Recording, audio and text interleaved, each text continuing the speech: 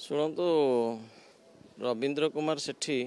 जन ओडिशा प्रशासनिक सेवार अधिकारी से एडिशनल सेक्रेटरी रैंक गत सरकार से नवीन पट्टनायक पाखे सीएम रे काम करते एवं ओएस संघर मध्य से पदाधिकारी अतीत दिन में थिले। परवर्ती समय सरकार बदलिला परे उक्त व्यक्ति को वर्तमान सरकार प्राइज पोस्ट देते Odisha forest development corporation general manager जदि प्रति असूया भाव था ओएफडीसी जनरल मैनेजर करते कि आउ एबे उठी बदली कथा आपको जन देवाक चाहे केबिके कोरापुट रे जदि तार ऑफिस हेडक्वार्टर किंतु तार गोटे कैंप ऑफिस अच्छी आप सचिवालय निकट में जो मैंने पोस्टिंग होती से कोरापुट को कम जाती ये कैंप ऑफिस रे काम करती।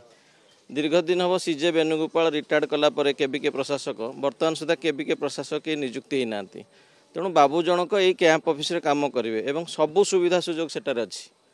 एवं सेठी तांकू खोजापी कौन अधिकारी ना जे सी कुआडे जीवे कौन करेंगे एवं आपण मानक जनवाक चाहे तत्कालीन बीजेडी सरकार केबिके कौन अर्थर प्रावधान करनथिले सेठी काम बोली किछि नाही खाली चिट्ठी पत्र दबा नबार काम तेणु सेठी विशेष काम नाही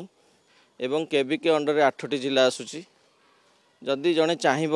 सबू व्यवस्था अच्छी 8टी जिला बोलिबो एवं आसिक भुवनेश्वर रहिबो एवं तांकर केबिके गोटे नियम अच्छी जो मैंने पोस्टिंग हे भुवनेश्वर क्वार्टर छाड़िया पड़ोनी तेणु भुवनेश्वर रहिबे भुवनेश्वर ऑफिस करेंगे समस्त सुविधा सुजोग उपभोग करेंगे माने भुवनेश्वर केबिके रे पोस्टिंग भुवनेश्वर रही सुविधा सुजोग यस कारण केबिके कैंप ऑफिस पूरा भुवनेश्वर अच्छी आपण सचिवालय निकट रे तेणु कौन पनिशमेंट किसी नुह अतीत दिन में जो मैंने भी थे से भी जड़े जड़े ओएस अफसर ना नहीं तेणु यहाँ प्राइज पोस्ट ये एंजॉय करने लोक जाती आ जो मानक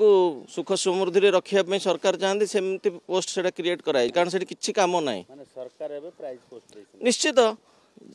जो मैंने प्रचार कर सरकार असह्य भाव रखी दंडित कले जो मैंने अतीत पोस्टिंग होते हैं कौन दंडित पोस्टिंग होते से तो कौन ना कौन जड़े ओएस अफसर तो पोस्टिंग होती ना तेणु यहाँ गतानुगतिक कथा ए नूतनत्व किसी ना।